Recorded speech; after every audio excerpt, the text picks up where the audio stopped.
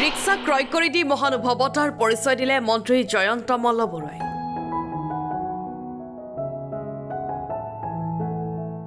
হৰিচৰণ কলিতাই নতুন ৰিক্সা এখনৰ বাবে অনুৰোধ কৰিছিল মন্ত্ৰী জয়ন্ত মল্লক।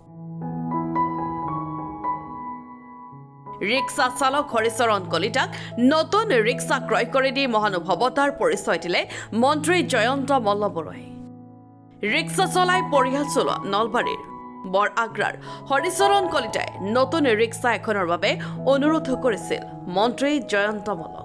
নলবাৰী সমষ্টিৰ বৰ আগ্ৰা নিবাসী শ্ৰী হৰিচৰণ কলিতা পৰিয়ালৰ একমাত্ৰ উপাৰ্জনৰ আশীৰা ৰিক্সাখন বিধ্বস্ত হোৱাৰ পাছত পৰিয়ালটো লঘু নপৰিবলৈ উপক্ৰম হোৱাৰ খবৰ পাই এখন ৰিক্সা প্ৰদানেৰে পৰিয়ালটোক সহায়ৰ হাত আগবঢ়ায় মন্ত্ৰী জয়ন্ত মল্লবৰুৱাই।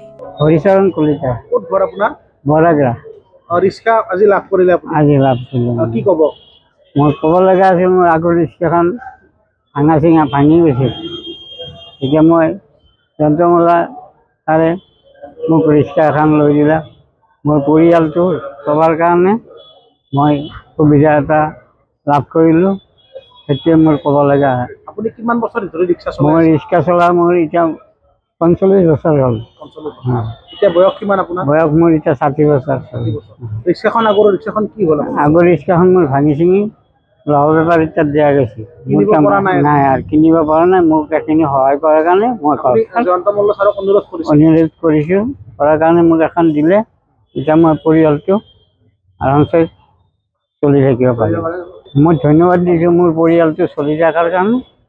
তেওঁ সুবিধা দিলে, মই এইটোৱে ধন্যবাদ দিলোঁ। ধন্যবাদ দিছে মন্ত্ৰীক ধন্যবাদ দিলোঁ। মই মন্ত্ৰীজনক মই ধন্যবাদ দিলোঁ।